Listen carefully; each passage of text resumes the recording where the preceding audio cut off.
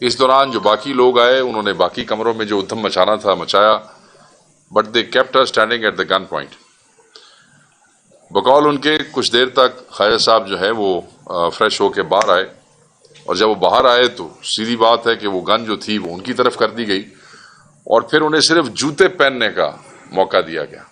باہر لے گئے، باہر جا کے ان کے ہاتھ باندھے.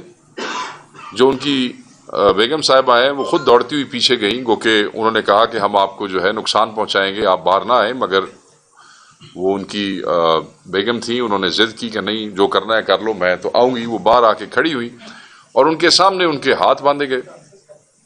ان کے بقول خاتون کے وہ کہتی ہیں کہ ان کے چہرے پہ جو ہے وہ کپڑا جو ہے وہ ڈالا گیا، اور ان کو اس طریقے سے گاڑی میں بٹھا دیا گیا.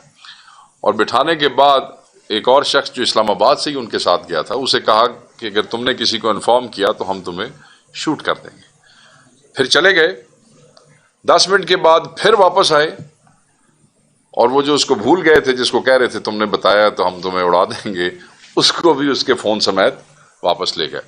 بقول خواجہ صاحب کی بیگم صاحبہ کے یہ صرف نامعلوم لوگ نہیں تھے، ان کے ساتھ پولیس کی گاڑیاں اور پولیس کے لوگ بھی تھے، اور سب کے منہ پہ نقاب تھے، اور وہ ان کو اسکاٹ کر رہے تھے، پروٹیکشن دے رہے تھے، یا ایز اے ری انفورسمنٹ ان کے ساتھ موجود تھے. بہرحال وہ واپس جب آئے تو خواجہ صاحب کے بچے ایک کمرے میں موجود تھے. ان کی بیگم یہ کہتی ہیں کہ ہم نے انہیں کہا کہ اب آپ نے خواجہ صاحب کو تو پکڑ لیا ہے، اب بچوں والے کمرے میں آپ نہ جائیں. اس کے باوجود انہوں نے وہ کمرے کا دروازہ زبردستی کھلوایا. بچے رات کے وقت 11:30 11:15 کا ٹائم تھا، بچے سو رہے تھے. پھر انہوں نے جب دکھایا کہ بچوں کو کہ ٹھیک ہے تمہارے باپ کو ہم اب لے کے جا رہے ہیں. I mean this kind of a psychological trauma اور شوق جو ہے، آپ دیکھیں کہ ان بچوں کے اوپر کیا بیتی ہوگی. اور یہ پہلی دفعہ نہیں ہوا ہے.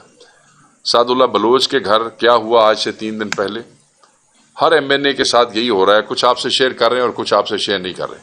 اور یہ سلسلہ جو ہے نا، یہ جو دستور بیزار ٹولہ بیٹھا ہوا نا اس وقت حکومت کے اندر، اور یہ دستور سے بیزار ہے، نہ یہ جمہوریت کو مانتے ہیں، نہ یہ اخلاقیات کو مانتے ہیں، نہ یہ کسی آئین کو مانتے ہیں، نہ یہ کسی قانون کو مانتے ہیں، اور یہ ہر فسطائیت میں یہ اسسٹ کر رہے ہیں.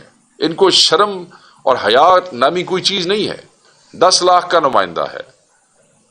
ایک طرف کہا جاتا ہے کہ ووٹ کو عزت ملنی چاہیے، دوسری طرف ووٹ کے سے جو بنے ہوئے اصل حقیقی ایم این ایز ہیں ان کو ایسے بے توقیر کر کے ایسے اٹھایا جاتا ہے جیسے دہشت گردوں کو اٹھایا جاتا ہے. خواجہ صاحب نہایت شریف النفس انسان ہے.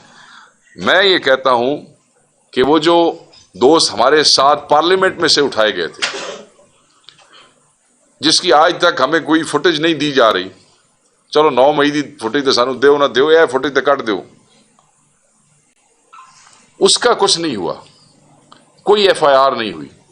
وہ بندے باقاعدہ اغوا ہوئے تھے، ہم سارے وہاں سے، کوئی خوشی سے پولیس کے پاس نہیں گیا تھا، کسی ایف آئی آر میں نام تھا، وہاں سے اغوا کر کے اس کے بعد ہمیں حوالے کیا گیا تھا پولیس کے.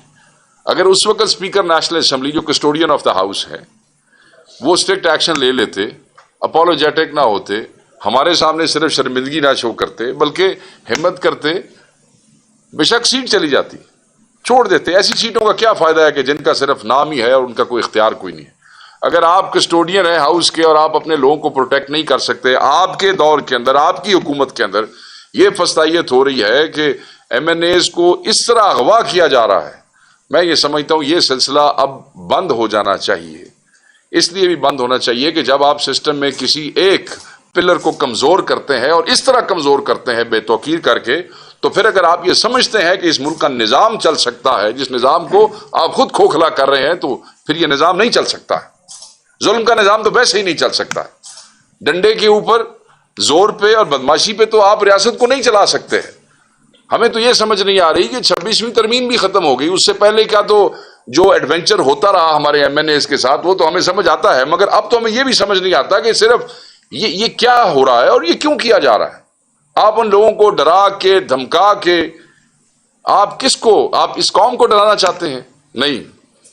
جن 10 لاکھ لوگوں کا نمائندہ اٹھائیں گے اور بے توقیر کر کے اٹھائیں گے وہ آپ سے نفرت کریں گے. وہ کبھی آپ کو نہیں